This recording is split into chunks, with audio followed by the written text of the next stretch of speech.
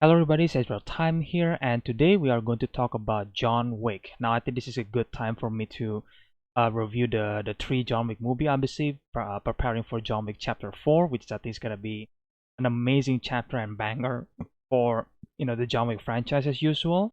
And yeah, so for the first John Wick movie, this is my first time actually back in 2014, I think, where I got introduced to Reeves. Because we all know that Keanu Reeves is like the nicest person ever, and he's also a great actor. But John Wick is the first time I seen Keanu Reeves, and at the time I remember watching this movie not exactly on theaters, but actually on this apartment, on TV, alongside with my mother, because my mom said that it's a good movie, although she only watched the first John Wick movie and not the rest of them. But yeah, I think when I first saw this movie, I was like, damn, this is an amazing movie. But I'll be honest, even though I think this is amazing, it doesn't actually stick with me, if that makes sense, until the release of John Wick 3, which is in 2019. So it took like what, like 5 years, for me to really appreciate what the John Wick movie actually is. Like when I first watched it, I was like, yeah, fine, it's a good movie, but it doesn't stick with me. It doesn't stay with me. It's like, yeah, okay, good movie. I acknowledge that and then move on. And I didn't find it particularly special because I think at the time I was still a kid. I don't exactly know anything about the martial arts stuff, gunfu and stuff like that, which already done before by John Woo, right? Um, and yeah, so it took me 5 years to finally appreciate that when John Wick Chapter 3 came out, and then people were like so hype about it. And yeah, for the first movie, I think to me this is objectively a much better movie than the other two ones. Even though the next sequel is even more crazy and bonkers than the first one, obviously. And if you look back at the first one, I have to be honest, it feels kind of weird to watch the first movie, knowing that because the first movie felt like a standalone movie. It could just be like a one movie that made by Chad Stahelski and David Leitch. And then they move on, and written by Derek Kolstad, by the way, and they just move on, and that's it. But no, obviously the movie was successful enough so we can get a sequel, which is awesome. But rewatching it, I admitted to think that this is objectively a much better movie than the sequel, because it has a story that easy to follow, and obviously you got a good action, it actually has a lot of impact for John Wick's character. Um, and also it feels weird because it felt like a standalone movie that they could just end it here. They could just like finish the story here and then they don't have to make any sequel. And I think that's how they originally planned, until obviously the movie was successful enough. So thankfully we get a sequel to that. And for me, the reason why this is objectively a much better movie than the sequel, because again, I think if you're gonna go over to the John Wick character, obviously we all know that John Wick is such a unique character that even though he kills a bunch of people, in the movie, we still sympathize with him, and I think the first movie is done a really, really well job introducing John Wick's character. And what I love about the first John Wick movie is that John Wick is the Baba Yaga, right? The Baba Yaga thing, right? The boogeyman, basically. But like John Wick himself is not like saying that, oh, I'm the boogeyman, I am Baba Yaga or Baba Yaga, like he doesn't say that. He never said that, I think, from the rest of the John Wick movie. But instead, the other character is like introducing John Wick, obviously.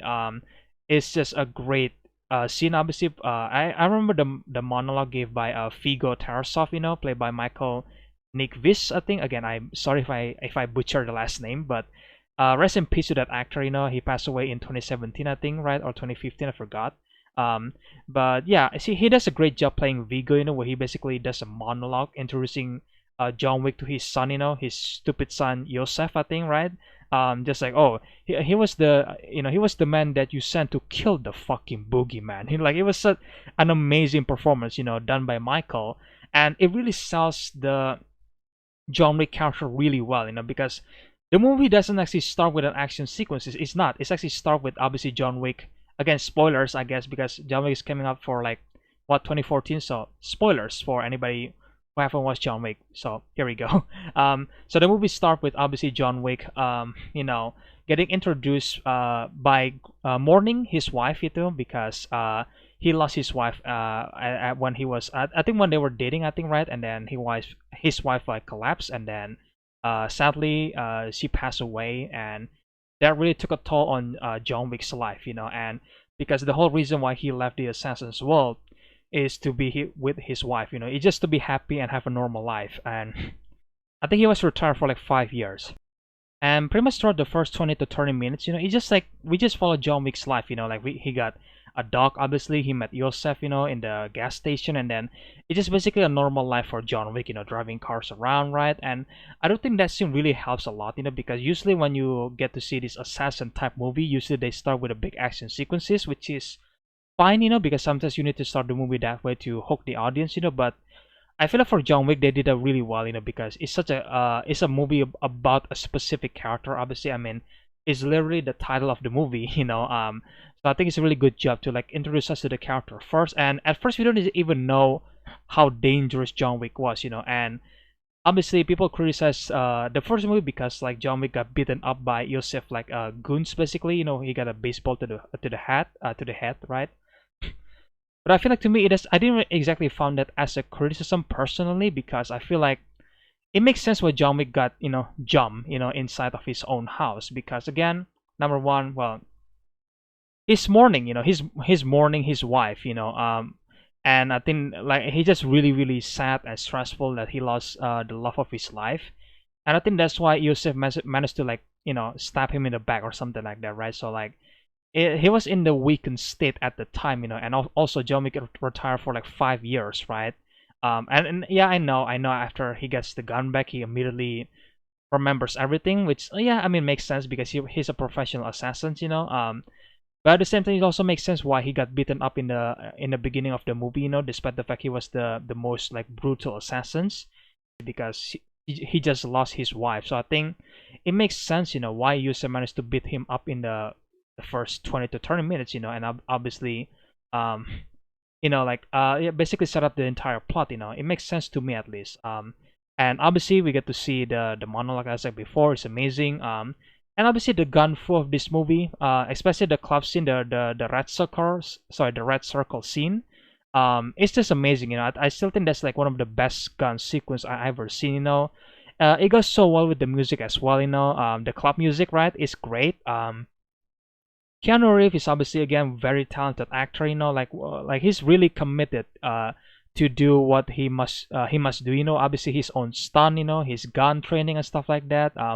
We see him train a lot for the John Wick movies. We see him train a lot for the Matrix movie, right, by Yen Wu Ping, and it's just like amazing. I think Keanu Reeves really just like put his works really hard to entertain the audience, to play the character the best as he could, and that's why I think a lot of people, including myself, really respect Keanu Reeves, as a person. Not only he's the nicest person ever, he's also really committed to do what he must do in a role. Obviously the John Wick role, then he has to train for for martial arts and stuff like that. It's amazing, and I do think this is it's a really perfect movie in my opinion. You got a story, you got an emotion for the character, you got a great gunfu sequences, in the club and stuff like that, right? And then the fight scene as well, I guess they're pretty cool, but mostly it's like gun, mostly it's a gunfight, and I think it's just amazing, and also yeah, Willem Dafoe was in this movie, which I honestly forgot that he was actually part of the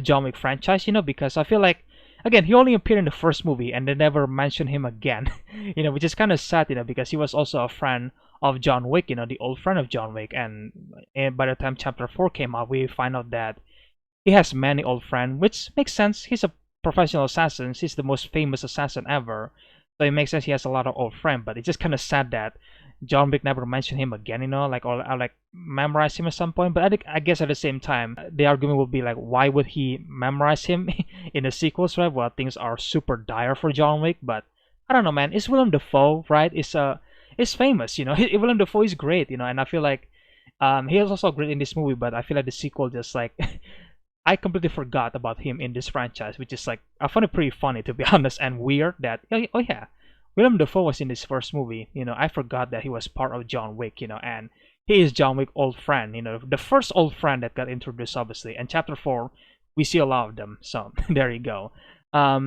But yeah, I do think again this is a 10 out of 10 movie for me. Great performance, great directed by Stahelski and David Leitch, and also I also like the musical score by Tyler Bates and Joel J. Richards, I don't think the John Wick themes is such a amazing theme to hear, like you become the man of commitment and focus, the entire time. Every single time you hear the John Wick theme, it's amazing. Like you just want to become focused and committed. Like a lot of people actually make that joke, I guess, but I don't know. I kind of feel that way when I heard the theme song. It's such a perfect theme song for John Wick, or like score. Um, and yeah, again, I think everything in this movie is perfect in my opinion. I think this is like, if I'm being objective, then this is the best John Wick movie, because everything is perfect. Story, character, action, all of them in one movie together, and it's perfect, and obviously if you compare these action sequences here to John Wick Chapter 3, then yeah, Chapter 3 does a lot better and a lot bigger action, obviously, because they're sequels, right? But this one is everything that you wanted for a movie, story, character, action, every single thing is blended together, and obviously combined with the director that actually part of the stunt team before, right? I think Chad was part of the Matrix stunt team, so obviously he has like experience, to shot how the action should be portrayed on a big screen, and I think it's amazing. So yeah, objectively, this is the best John Wick movie, even though I have my own personal favorite is obviously John Wick 3 because it's way more fun than this one, obviously, but this one is like, well, it tried to tell a story, a standalone story, they never really planned to make a sequel as far as I remember. So you know, as a standalone movie is great. As a part of the franchise, then I still think it's great. Objectively. So there you go.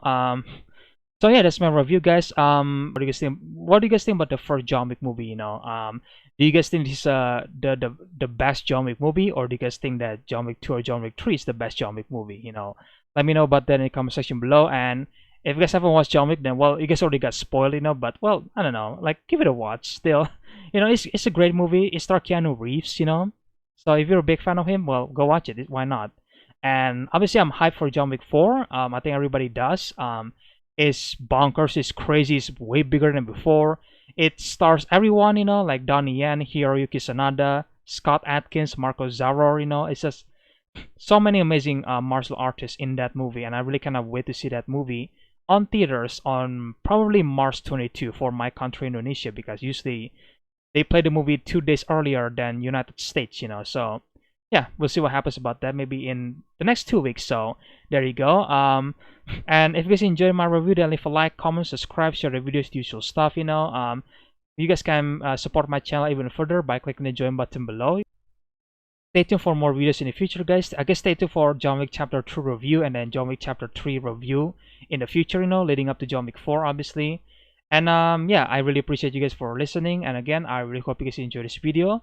And I will see you guys in the next one then. Bye!